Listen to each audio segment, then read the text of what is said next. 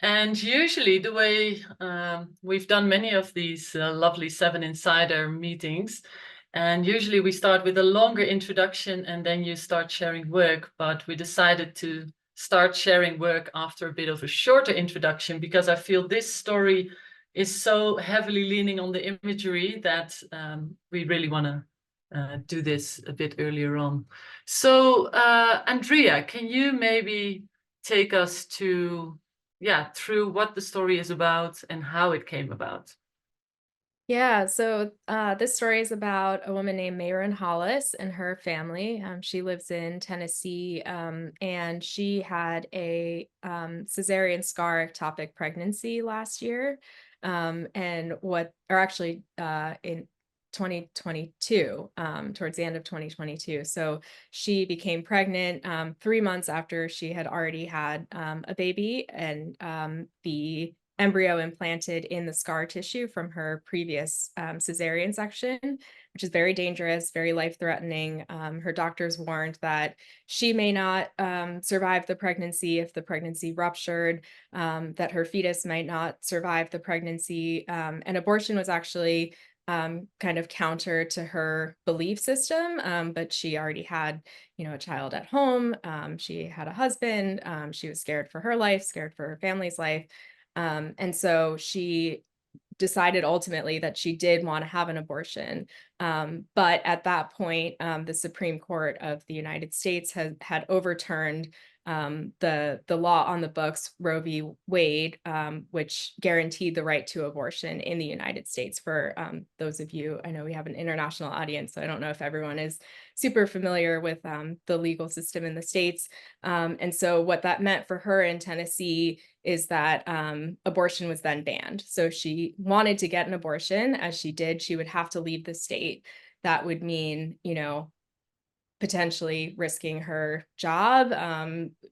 She was worried about losing her job if she took time off of work, needing childcare, the finances of traveling out of state for an abortion. And so she decided to carry this pregnancy. And so basically, to make a really long story short, the reporter on this story, Kavitha Surana, and her editor, Ziva Brandstetter, came to me and the other visuals editors at ProPublica in towards the end of 2022 and said, we have this woman, she's carrying this pregnancy. She's due to have an emergency C-section in about 2 weeks. It was going to be on Christmas Day, actually. And, we'd like to follow her. So we very quickly brought Stacy Kranitz on. And the original idea was to have Stacy photograph and document the last 2 weeks of this high-risk pregnancy. And at that point, we didn't know if Mayron would end up surviving that, or if her baby would end up surviving. The pregnancy ended up rupturing very shortly after, like within a couple of days. And so Stacy began photographing the day after an emergency surgery that took Mayron's uterus in order to stop the bleeding and delivered her baby extremely premature. And then Stacy ended up, we'll talk more about this in a bit, but Stacy ended up following the family for the entire first year of that baby's life to really look at the social safety net in Tennessee and what kind of support the state provides families to care for babies after they are born. So if I understand correctly, the first shoot that you did, Stacy, was right at the hospital when the baby was born, right? Yes, I will share a link to this. The first time that I met Mayron with the writer Kavitha, or reporter Kavitha. We met her in the hospital room that she was in, that she was staying in. And then we were there when they discharged her, which I believe was either later that day or the next day. And so we really start the story in the hospital. Mm-hmm. And I'll give just a little bit more context, which is that just to get some of the more of the backstory out of the way so we can talk about the photography. So we at ProPublica ended up publishing a story in March of last year that Stacy photographed over the course of about 3 months. And that was really focused more on the pregnancy itself, the complications of the pregnancy, the risk of the pregnancy, the changing legal landscape for abortion in Tennessee and how that affected Mayron's case, and also talking to her doctors who, you know, would have faced potential criminal charges if they did perform this abortion. So we published this story, and I think Ilvi, you're going to put a link in the chat. Yeah, I think I just did the right one. But yeah. A few days, and we thought that the story was ending with, okay, the baby has come home, the baby's doing well. But a few days before we published, the baby had to go back to the hospital with a lung infection. And so we ended the first story on this really tense cliffhanger of not knowing, you know, if this baby was going to survive and what was going to happen with this family. And that's really why we then decided to keep Stacy on for a year, because, you know, we had really strong reader reaction from people who were obviously very connected and invested in this family's life. And then now, Stacy, you want to start from the start? Yeah, Stacy, if you can go through a bit. Yeah, I'll just take you through some of the images, and I apologize, there's a little bit of background noise. I'm in an office installing an exhibition, and so and also my brain is a little frazzled. These are just like some early warnings because of the long duration of the install. But when I met Mayron and her husband that you see here, Chris, at the hospital, it was, you know, I very quickly had to get to know them, as well as, you know, begin to start to document what they were going through. And the baby was in the NICU, and it was so tiny. It was 1.5 pounds. The baby was so tiny that it was in an incubator type setup, so that the heat was controlled, and then of course on the breathing apparatus. And so it was not totally clear what kind of access we had, because our story wasn't critical of the hospital itself, but was critical of the way hospitals in general were handling this sudden abortion ban. And so we had to sort of make some quick decisions about what kind of access we would attempt. And we did reach out to the hospital a number of times, and they just never responded. Is that correct, Andrea? I believe that's correct. Yeah. So you ended up just photographing as a personal guest of the family, and you were never asked to leave. I was never asked to leave. Yeah, it was really quite strange. We basically, so every day that I was at the hospital, which was quite a bit, because even though Mayron was discharged, Elena was in the hospital for about 3 months. And so I would spend a lot of time at the hospital with Mayron, and it was really remarkable. I mean, I walked all around that campus everywhere. Yeah, I can imagine. You know, with my camera, I was not very secretive. And of course, I went into the NICU as Mayron's guest, and I photographed in there. And originally we were like, should I just do it on the iPhone? And I was like, you know what? I'm most comfortable using my camera. If I'm going to go in there, I should just go in there like I would in any assignment. But of course, I did not use my flash because these babies were so fragile, and I didn't want to do anything that might cause them any kind of distress. I just realized I skipped ahead some pictures, so I'm just going back. So this is Zoe, who's was 3 months old when Mayron became pregnant again. And so this was shortly after Mayron was discharged, and you know, she had a baby in the hospital and was pumping to try to have a milk supply for when her baby would hopefully be able to breastfeed. But she also still had, I think at this point, Zoe was about 6 months old. And so she had, 2 babies under one right away. So I'll keep going through these. And how were you able to get so close? I mean, I know that's a horrible question because it's difficult to answer, but this is looking at the images and scrolling through the beautiful interactive that was made. There were many times where I thought, wow, you were really in there. And now I understand that you were actually there from a very crucial moment onwards, from the birth. I wonder why they let you come so close. What was their, like, why Mayron and Chris let you be there? Yes. Yeah, exactly. Yeah. Mayron is very interested in story and narrative, and she had this really innate understanding of the power of telling her story. And I think that she felt really strongly that by telling her story, this was her opportunity to allow people to understand what is going on in Tennessee, what it is like to give birth in this state.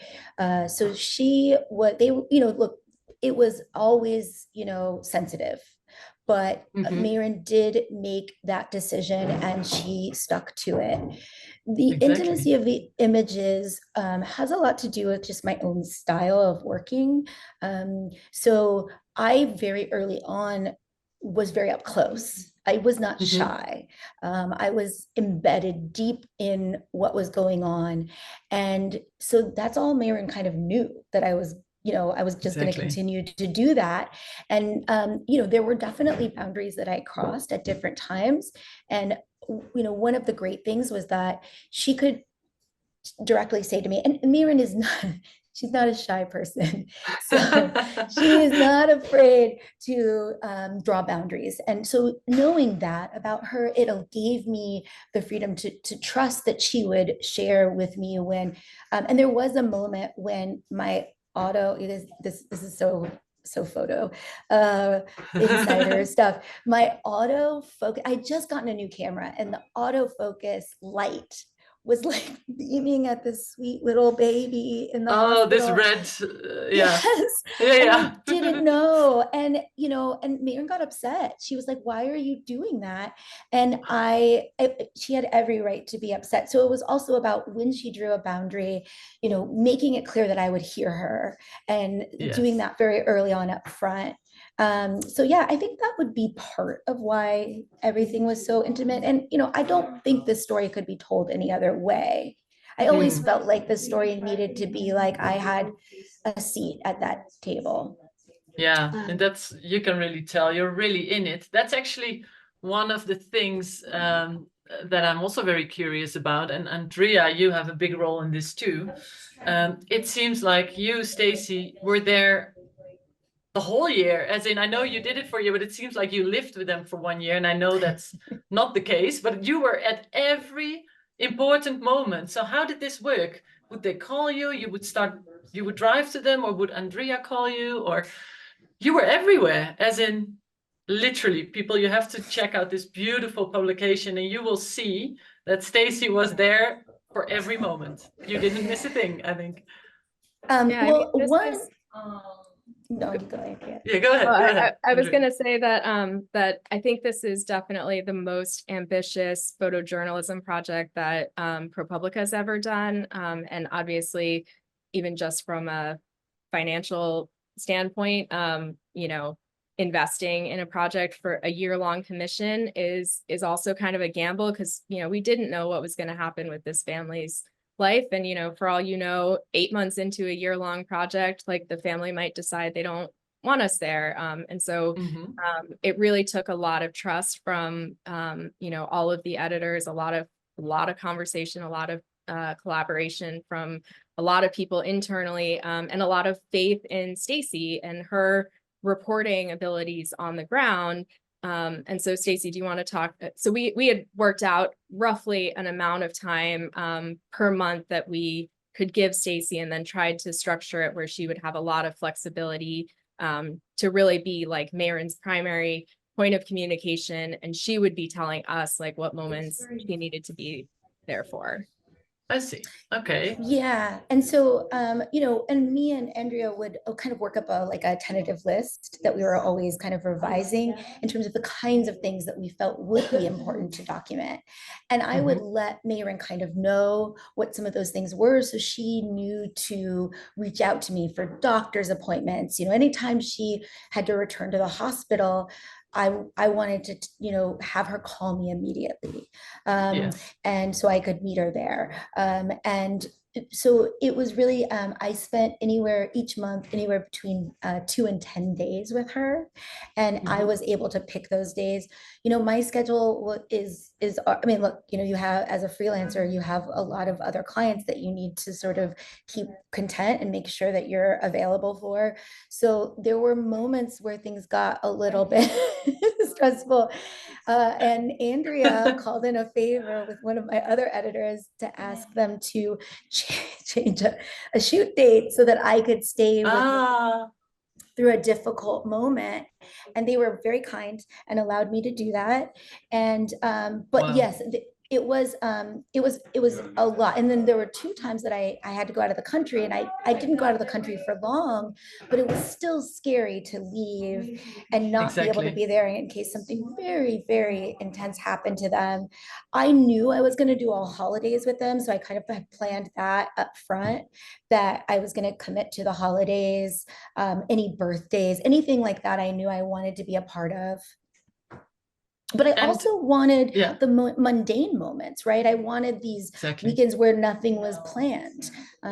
So I think we tried to combine those things. I think that really shows, actually, because I know from following people also for a long time, the mundane feels so mundane when you're photographing it, but in the end, in the final edit, it's so important because it's what real life is about, right? So you really need it to like sit around during the boring day-to-day stuff.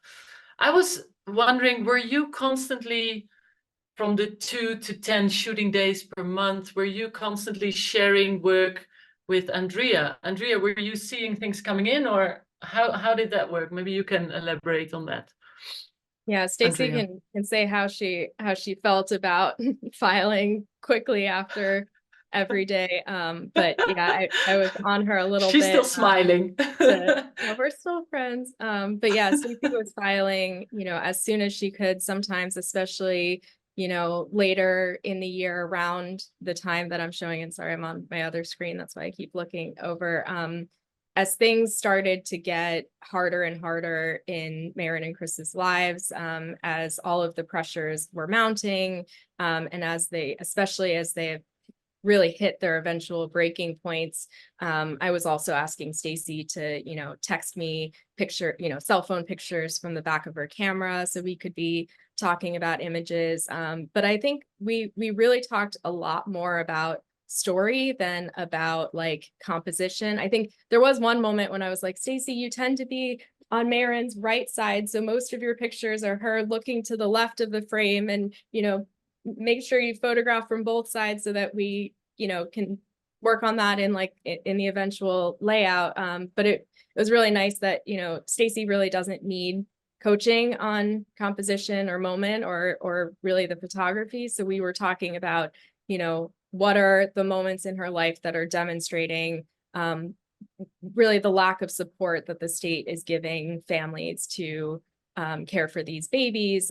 So we talked a lot about, finances and the cost of food and, how much money the family was or was not getting from food stamps or from welfare, and the importance of also showing Mayron and Chris at work, because, there can be a lot of judgment towards the working poor, and towards people who are on food stamps or who need social support, and also seeing that this is a family of 2 people who are working really hard jobs. I mean, 10-hour days, manual labor, and it still is not enough to support their family.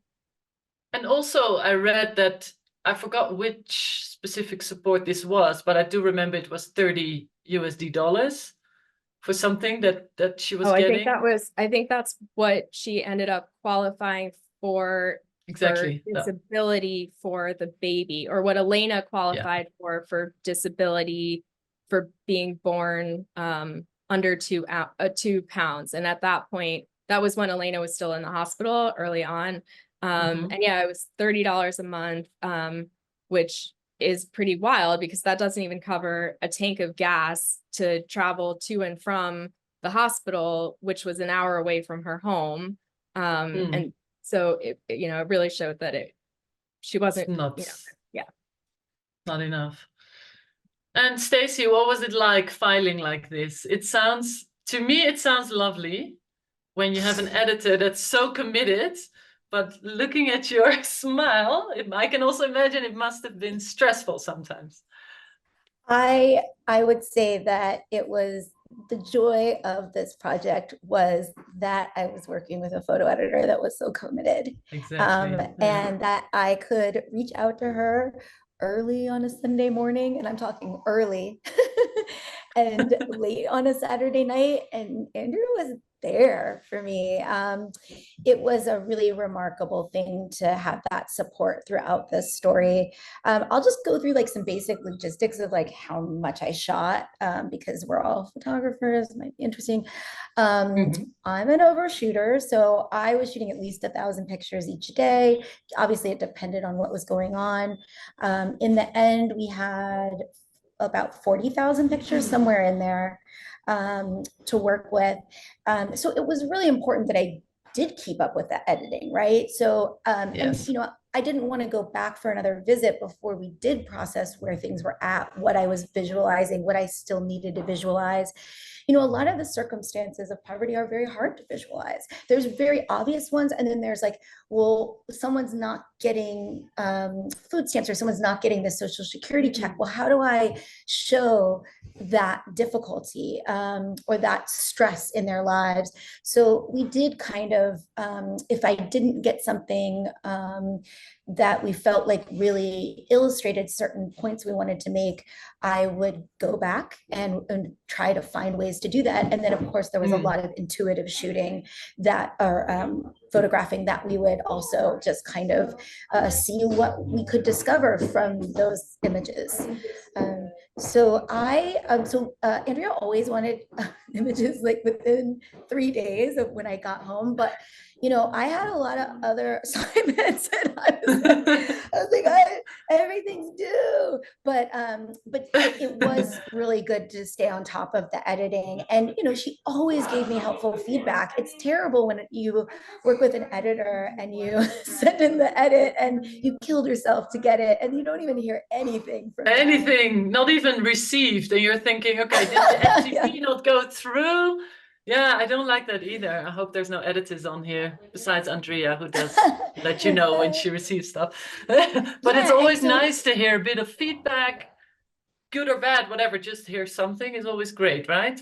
But I can imagine the fact that you had to send in at a continuous basis.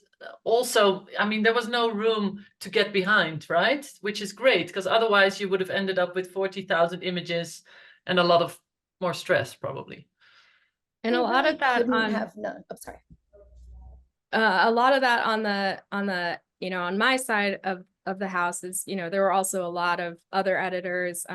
We were working really closely with Anna Donlin and Alan Tan, who are two absolutely brilliant designers at ProPublica, and Alex Zayas, who's another word editor who we love on the ProPublica side. And so also as things were progressing, and especially as things became more tense and more thorny with the family, it was also my responsibility to be informing people back in the newsroom what was going on with the story, what we were getting, what was happening, so we could also talk through safety plans with Stacy, have a lot of ethical conversations about how we wanted her to handle situations that might have come up. And so a lot of the editing was partially so that we could be editing as we were going, and we wouldn't just get to the end of a year and have an overwhelming amount of material.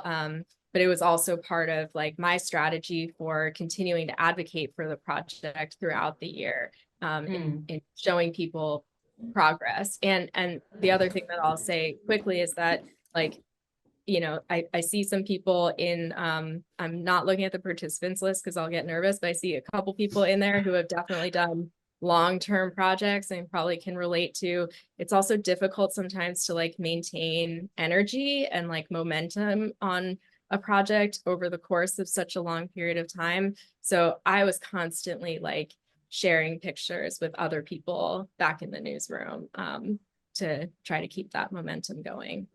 That is really, really important, both at the desk, I would say, but also as a photographer, to keep the momentum, because it does.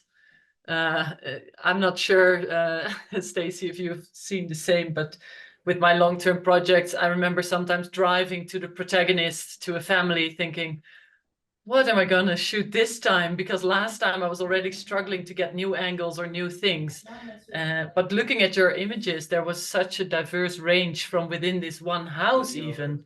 It's very well done. I definitely got lost in the middle, and but I had Andrea, and I knew that that was special and different because of so many long-term projects that I had done on my own. And so I always was able to get unstuck.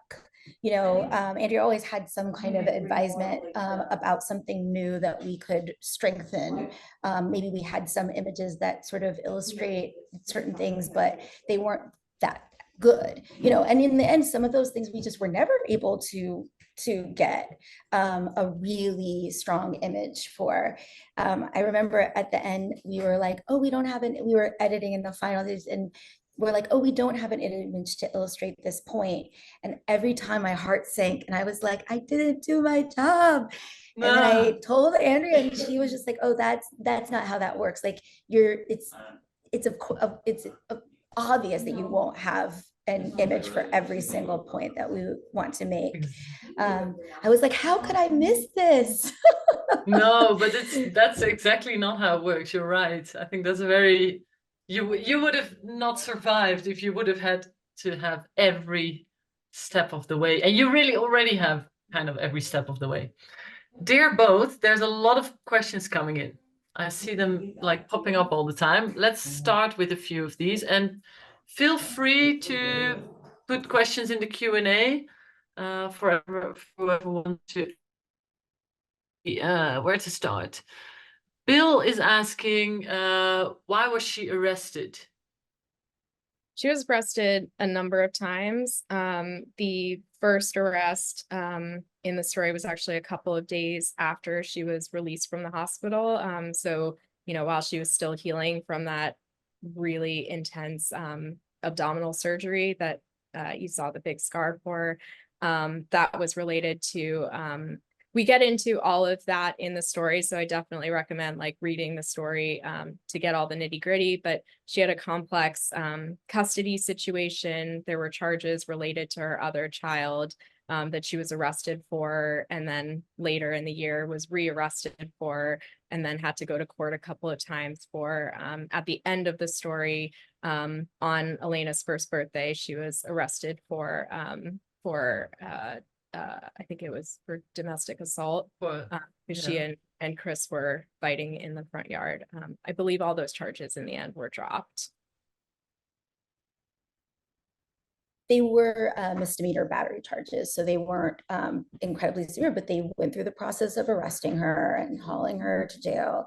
And, you know, I think a lot of people who work on issues of poverty, especially in the US, know that incarceration for very arbitrary things is incredibly common. It was incredibly common throughout her entire life, throughout her parents' entire life, all of her neighbors. So this is, we kind of try to treat it like an issue of poverty, more than it was an issue of, you know, Mayron's, you know, anger issues or what have Yeah, you. behavior. Yeah.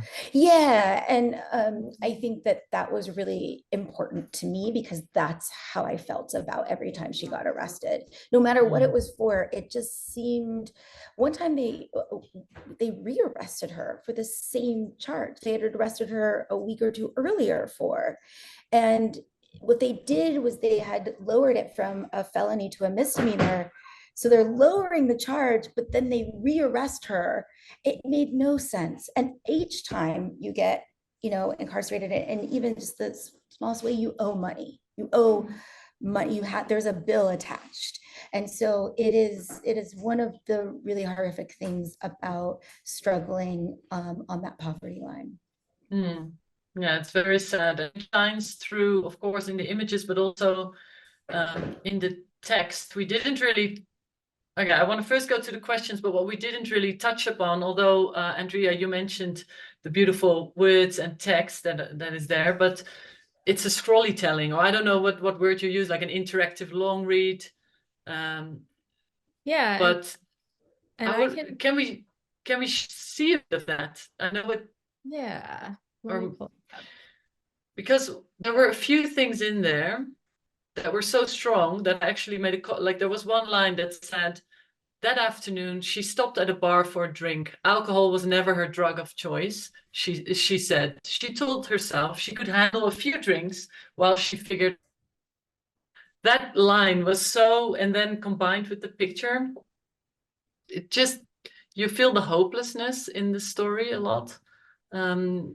And the way the interactive scrolling works. So basically it's a scroll and you scroll through in about sorry, I should make my yeah, screen I a would little say smaller. half an hour or so it takes to look at everything. Yeah, I'll just scroll a little bit because it is quite long, but actually it's freezing up. Oh, there we go. Is it frozen? Yeah, it was frozen a bit, but we're back now. Unfrozen. Yeah, I mean, and another way that this story was unusual, that I have not really experienced this in almost 15 years of working in photojournalism, is how closely we were writing, photographing, and editing the words and editing the pictures together. It was, we had everyone from the tech side, the designers, everyone, including Stacy, in the newsroom in person. We mostly work remotely, but we had everyone come out to New York to edit together and to really plan everything together. And then at the end, it got down to saying, oh, maybe these two pictures should be vertical and we should place, these paragraphs here, or like, we want to make sure that readers read this sentence before they see this picture. And it was super, super collaborative. And then the other thing that I want to point out about the writing is that, ProPublica, for folks who are not familiar, is an investigative journalism organization. And so all of our reporting is about accountability. And so this story, while it was a personal narrative, it was really important to us. This was not just a feature story about one family's experience. We wanted to contextualize how the things that we were seeing in this family's experience pointed to decisions that had been made by lawmakers in the state of Tennessee to, fund or not fund different programs that could have helped this family and other families like them. So we had at certain points, a few points in the story, we have these little moments of pause that kind of zoom you out to look at the safety net. So for example, pointing out that no states currently that have banned abortion offer paid parental leave. And we saw that as a really big challenge for Mayron, in having to go back to work on her feet for 10-hour days with an hour-long commute each way when her baby was still in the hospital, and without, housing near the hospital. And so she needed to sleep in her car at times. But yeah, so I'm rambling now. So no, you're not. It's just, I'm also listening in awe. I think it's so strong to have the pictures combined with the text going over like this. It's really remarkable. I just want to say one thing about the process of working together with this larger team. Mhm. So I am usually very separated from the editorial process of the different clients I work for. But in this case, from the very beginning, Andrea had me in any and every internal meeting, or probably not every, but the ones that I knew about, internal meeting about this story. And so for me, the whole year was a masterclass in investigative journalism. It was just truly wild to be able to see how they were putting this story together, how they were taking the images that I made and working with them on the back end. And that was really something that, I mean, no other photo editor has ever given me that level of access to the process. And I think it played a huge role in the success of the story. Yeah, I'm sure collaborating like that, and also having you there, being able to say, okay, this should go with this and this shouldn't. Yeah, it's okay. That was beautiful. Thanks for showing. Okay, let's get back to the questions. We did a little jump. Ellie Lobowitz is asking, curious to hear the emotional impact of photographing such a stressful / upsetting story. What feelings did Stacy have, and how do you navigate and process the emotional impact as a photographer? That was hard. Again, Andrea was incredibly sensitive and supportive of my own mental health, which really did help. She was always checking in with me. I'm sure if you've spent some time with the story, you know this, but sort of 3/4 of the way through, about 60% of the way through, things got very dark. I had a front row seat to this family's unraveling. And so those were really difficult times. And I remember at one point, there was during that period of about 2 months in there, I would arrive at the house, and from the moment I arrived, this was had already started, to the moment I left, Mayron was fighting and screaming with everyone around her. Mm. That was what was happening. And and I wasn't not included in that. And so it was very intense and I kept telling myself, oh, I got this, I can handle this. This is I grew up in a family of people yelling at each other. This is something I'm used to.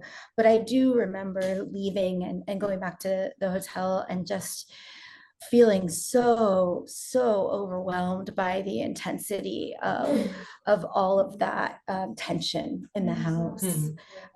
So it did get really difficult, and it also got difficult because there were some ethical problems that we ended up having to address in relation to, as her drinking got worse and worse, I couldn't any longer be in the car with her.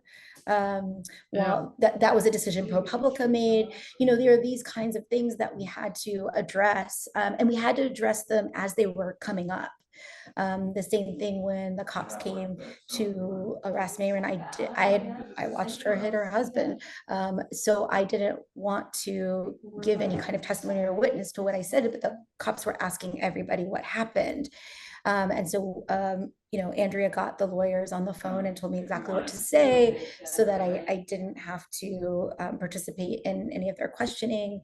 They, of course, were very unhappy with me about that. But so, yes, so there were all kinds of things that came up emotionally and just in terms of ethical constraints. Ellie is also asking, if you've maintained a relationship with the family after the project ended, and also what their response was to the images. Well, and I am curious myself, when did you take your last image out of, how long is this ago now? That's a great question, because I would love to talk about ProPublica has this incredible part of their process that at the very end, they do this thing called no surprises.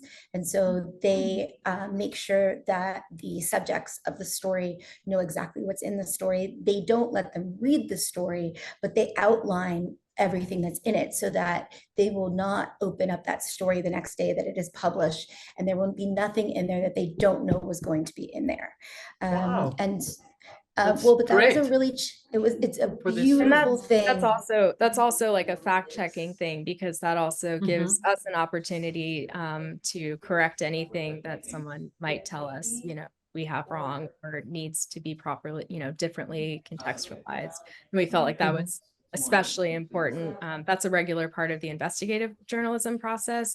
But that's, in going to a company for comment and stuff like that. But we felt like that was really important also in this case, because, especially because this family was in such a precarious position. And we were also worried about, the emotional and psychological impact that, this story could have on them. So yeah, sorry, I interrupted you, Stacey.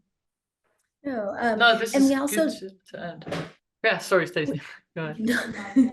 we also did that for the photographs, in the sense that most of the photographs, she was familiar with what we were doing because we'd already published a story, and she kind of knew the kind of photos that I was taking because of that.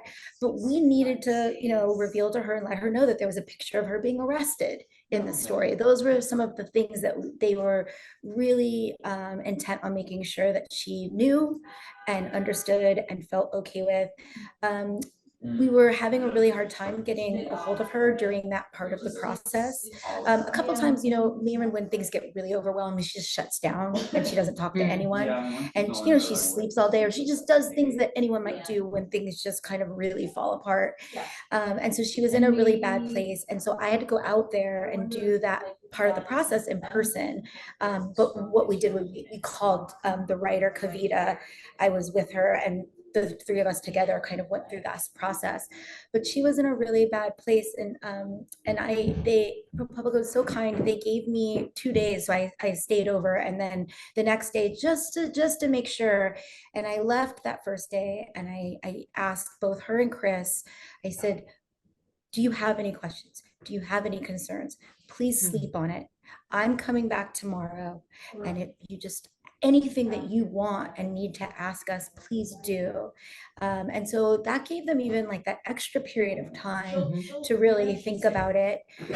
During that period, it was very interesting. During that period, they actually didn't want to deal with the story, but they acknowledged that they knew exactly what was going to happen and what was coming out, and they were okay with us publishing it. They were just going through so many things in that particular week in and of itself. And then in terms of my relationship with Mayron, we have a good relationship. We still talk quite regularly. I think right now we check in about once a week. So I was just talking to her yesterday. She does a lot of what she did when we were working. She tells me what's going on, things that she thinks that I would be really interested in.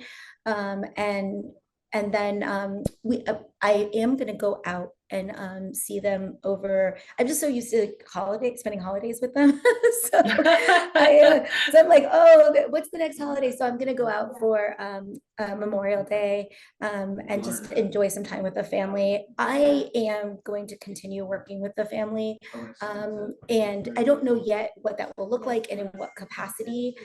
There's a lot of pieces of this story that we couldn't even tell. We didn't have the room to tell. They were really complicated. We didn't have all the facts that we would need to tell it. So we really, one of the beautiful things about ProPublica is the way that they kind of, shape a story. That was such a beautiful experience to witness. And so yeah, so I don't know what that future looks like, but, Mayron has agreed to allow me to continue to photograph her and the girls. I'd love to photograph them as they grow up. Yeah, that's a beautiful idea. I would love to see them in 10 years, 5 years, 10 years, 15 years. But this is something you would do on your own. This is not a Andrea assignment from you, the upcoming 15 years. We would love to see it. I have asked Stacy to promise me that when she eventually does a book on this of, the first 18 years of Elena's life or something, that I want to edit that book. But no, now Stacy is transitioning to working with the family independently. I understand. Okay, we have a little issue, as in we have a bit of time, but not so much. And I've never seen, and I've been doing this for 2 years, never seen so many questions. So I'm also having a hard time keeping track. I've literally never seen this. Are you guys also able to see the questions, Andrea? Because I wonder, you might see a question Oh, that you really would love Yes. to answer.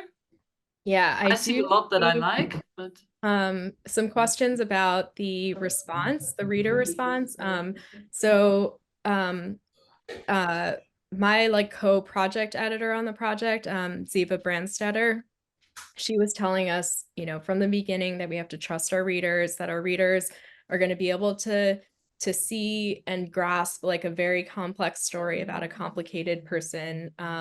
And I was a little bit more skeptical in some ways. And so I was really, really worried that, you know, readers, especially on Instagram, on social media, would just judge Mayron, that they would, you know, write her off as a bad mother, that they would judge her for the drinking. I think it, you know, it's interesting because there was a story that came out fairly recently, I think, or a couple of months before we published. I think it was in the Atlantic, that had a lot of parallels, but was about like an upper middle class woman and her drinking of wine at night. And it's kind of interesting to think just about the class dynamics of how people, anyway, I'm getting off yeah, track no, here. but I see But what you mean. yeah. And so, you know, we worried about that, but I think readers really got it. They really saw, I think because Stacy was there throughout the entire year, readers saw like how devoted this woman was to her children and how hard she was fighting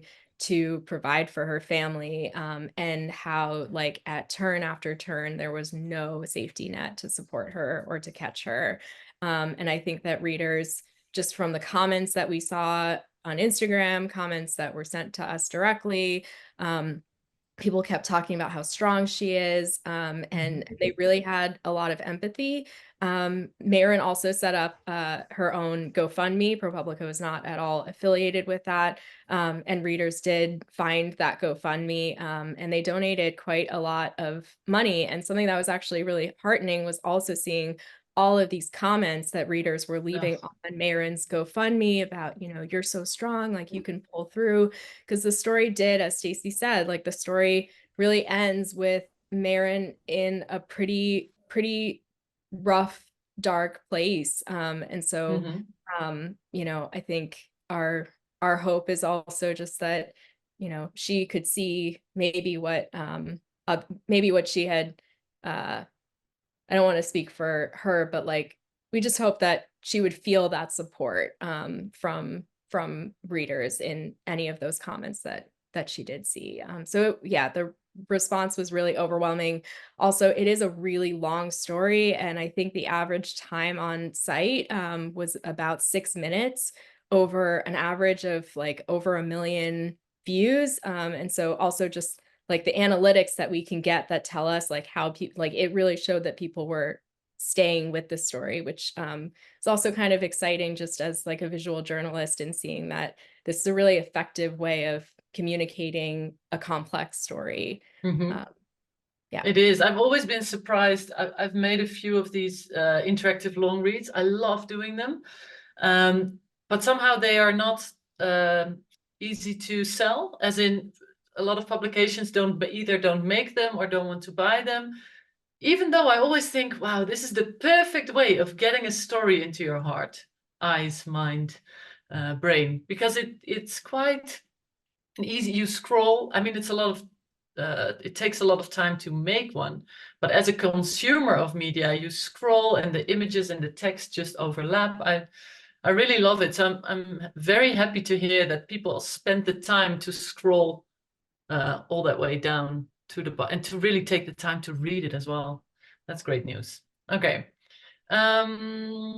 Okay, yeah, you did answer a few now. I see you're clicking them away as well. That's good. But there are a few left. I like this. I like this question. I think the second half we already talked about, but from anonymous attendee, for Stacy, as someone who does long-term projects, how do you manage a come down period when a project winds down? We already talked about you keeping in touch with Mayron and the family, but do you want to speak to that come down? Because we had a lot of conversations about that. It's true. One of the difficulty things, and many of you guys who are on this meeting are freelancers. I don't get a lot of control over the time that I get off. And so I never know when I really have time to decompress. But one of the things that I did about 6 years ago, I moved to the woods in Tennessee. I live in this very large house by myself, and it is very it's like this womb. It really is, because actually it has a full tree cover. Oh, And wow. it is a place that when I get back, I know exactly where to put my equipment. I know exactly, how to sort of get everything set up for, so I'm ready for whatever happens next. But then I know like things that I can do for myself. I have like, different routines that I can just fall right into to sort of take care of myself and decompress from the experiences. But honestly, this story really challenged me there, especially in those really difficult months. You feel so much for this person, and it is not my job to interfere, with her life, good or bad. I have to, stay true to my role, because I believe in my role, and also because that's my job. In this case, it is my job. And so, it's great because there are rules, there are ethical guidelines, that I have to follow. It's also great to have someone like Andrea to always talk to. She always checked in with me right afterwards, and then even a few days later. That was really meaningful. A lot of my downtime involved just being sick, because the babies always got me sick. Oh, yes, of course. Oh, and then by the time you were feeling better, you went back out to see them again. Basically, And that's yeah. But I enjoyed those days. like, yeah, There- nice in your bed. There's another question in here that I love, and I think it's also a perfect segue for Stacy, if you want to give a little shout out to your exhibit that's going to be opening this evening in New York for anybody who's there. So the question is, Stacy, I deeply admire your ability to document people's experiences of or relating to poverty without creating images that feel objectifying or dehumanizing. Could you speak about what has influenced how you approach narrative construction with your images? Also, is there research you do in advance of / during projects like this, photography related or otherwise? And then in parentheses, I'd feel neglectful not to say that I'm a huge fan. My copy of As It Was Given to Me is next to me now. And yeah, you want to also speak to our book club that we had going? That's exactly what I was going to speak to. Me, Kavitha, and Andrea were in constant contact. We had a chat together, and I think we were just always inspired by different things as we were going through the year, and so we would share them with each other.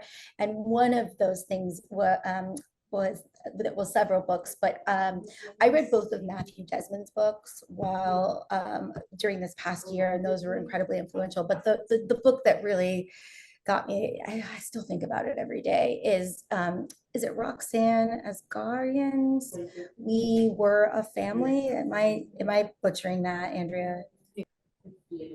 Do I need to? Does anyone know that book? I'll check.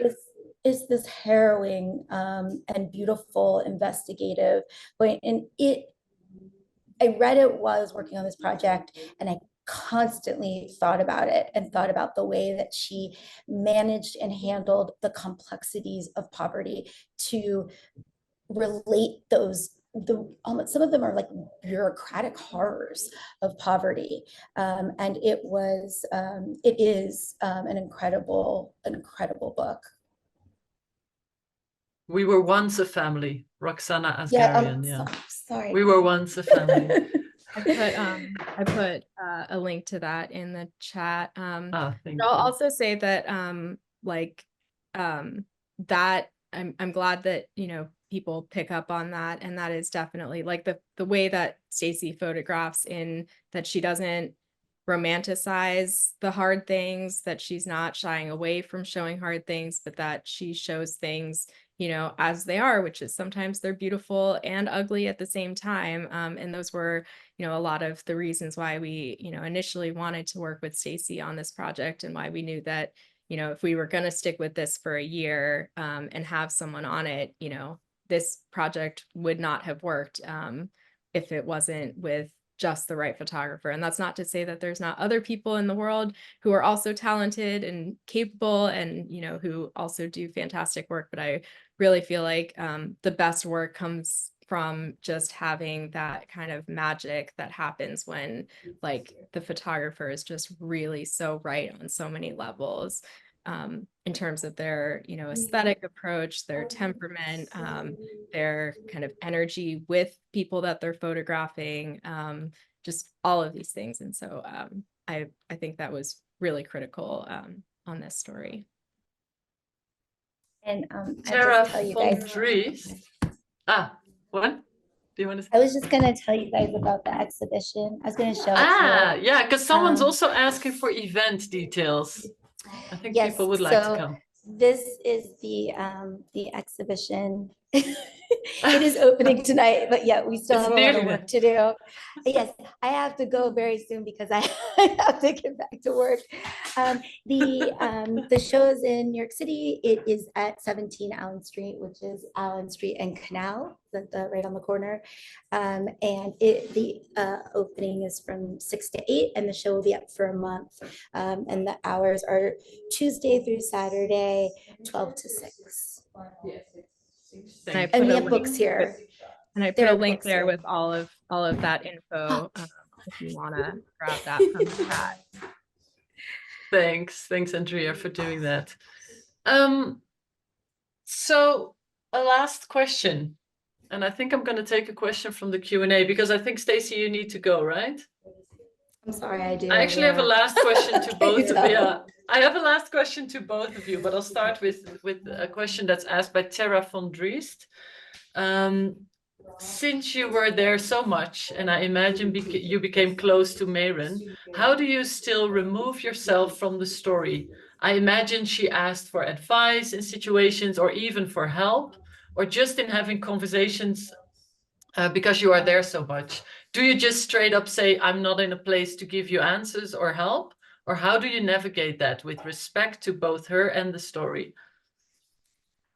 You know, one of the ways that I found, one of the helpful things that I found was that when she was frustrated or something really bad was going on, I told her that she could use me to vent, that then I was basically hearing her story and I could use the information from that story to sort of see if it would elevate the story. So and she still calls me to vent. It's beautiful.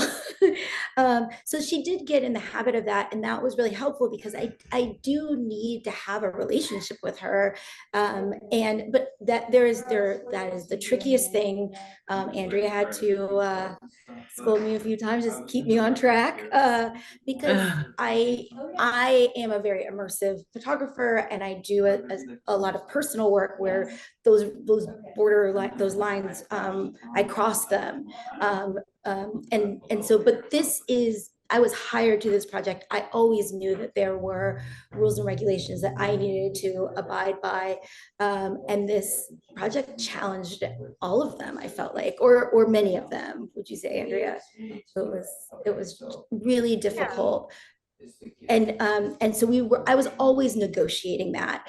I also, Kavitha, the reporter, had her own relationship with Mayron, and she would give me great advice if I felt like we were getting too connected, or if I felt like Mayron was forgetting that I was a journalist and she was a subject. When do I point that out? How do I point that out? Kavitha had a lot more experience than me in terms of the rules of journalism, and she was able to really help me with that too. Yeah, the only thing I would just add that that I think there were like ongoing conversations throughout the year with Mayron about why they were there and checking back in about, you know, I mean, I think consent was a really important thing for all of us on this project. And so it wasn't just, you know, 6 months ago, you told us that you're okay with Stacy photographing every moment in your life for the next year. It was like an ongoing thing, an ongoing conversation. And so I think Stacy and Kavitha did a really good job of you know, drawing certain boundaries and having conversations with Mayron about why those boundaries existed when, you know, inevitably blurry situations would come up. It's amazing that you were able to organize all of that, really, all of these different ethical questions, editing questions. So my question to you is also about that. Before you started this year-long project, Andrea, were you imagining that it would be like this? That to me, it feels like you all of a sudden had to be everywhere with your mind, a lot of things came up. And did the project become what you envisioned, or like, yeah, just now a little bit For after the me, publication? Yeah. I mean, I would say that like this kind of storytelling is why I got into photojournalism, and it's like the most gratifying thing for a photo editor. And I feel like I came up in photojournalism when newspapers, a lot of daily newspapers were still doing long form, long-term, you know, deep, really intimate community photojournalism. And I think I've been really inspired by that. And I've for the last several years, as we've seen newspapers shrinking their budgets, cutting their photo staffs, and really moving towards a reliance on, you know, portraits or one-day assignments where a photographer is brought in, you know, very late, as opposed to, you know, kind of reporting the story with the pictures. I've been, you know, frankly, like dreaming for and really looking for an opportunity to collaborate with a photographer this closely on something. So you know, it was very exciting on a certain level. It's weird to say exciting when you're talking about somebody's life who's, you know, somebody going through hard times. But as a, you know, as a visual journalist, it was like, oh my God, you know, we finally have this opportunity to do this amazing thing. And, you know, yeah. And then in terms of like organizing, so many Google Docs, like so many Google Docs, spreadsheets. We had, you know, an internal Slack channel that everybody was in. We kept a monthly meeting that Stacy was in and all of the editors were in. You know, I had, you know, internal channels where, you know, anytime that, you know, like when an ethical issue would come up, that, you know, I could run that up the chain. And, you know, we had a lot of conversations with our editor-in-chief and our managing editor, you know, really the highest levels of leadership at the organization, to make sure that Stacy wasn't just sort of abandoned out there to try to navigate all this stuff on her own, because it's really tricky. But yeah, I think there was, and I had a lot of like kind of faith throughout, in a weird way, like faith throughout the year that, you know, even though things were going to be rocky, like I just had this like feeling that it was going to work out in the end. But at the end, like towards the end, it did like the pressure started to like sink in of like, this could all fall apart. And, you know, we don't know what's going to happen with this family. I mean, you know, the 1 year birthday, we had talked about ending the story at the 1 year. And I think we all kind of imagined like, okay, we know that they're going through a hard time, but they're probably going to all be, you know, around Elena and they'll be singing. And we, you know, and then she ended up, I mean, the reason why Stacy was there when she was arrested on the birthday was because we thought that they were just going to have maybe like a nice birthday celebration. And, you know, and there were some moments as things got darker and darker and darker with Mayron and Chris that, you know, we weren't sure if we were going to, you know, be able to publish the story, or, you know, I still don't know 100% like how we would have handled it if, you know, when we had that no surprises conversation, if Mayron had been like, nope, I'm out. I don't want you publishing this story. I don't know what, you know, what we would have done at that point. But I think we just had a really big group of really supportive, really dedicated editors, writers, designers, copy editors, managing editors, visual editors, research reporter. And so I think that's really why, you know, and Mayron, who stayed really adamant about telling her story.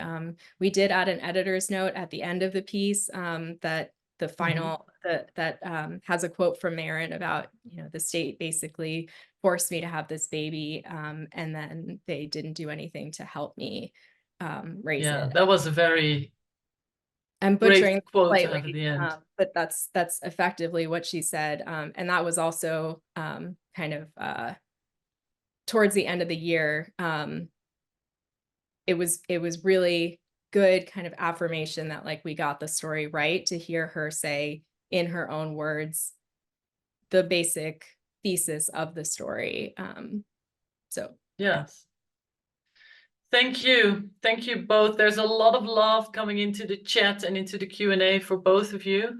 I mean, this to me is also, you just mentioned it, Andrea, it's the reason you became an editor, or that you became, that you went into the photography world. And it's totally the same for me. When these stories were coming out, let's say 15 years ago, I would get so excited, but you hardly ever see these really beautifully done long-term projects like this. So when I saw this, I couldn't believe it. This to me felt like a very long time ago that I had seen something as beautiful as this. So thank you for making this. I just shared the link again so people can see it.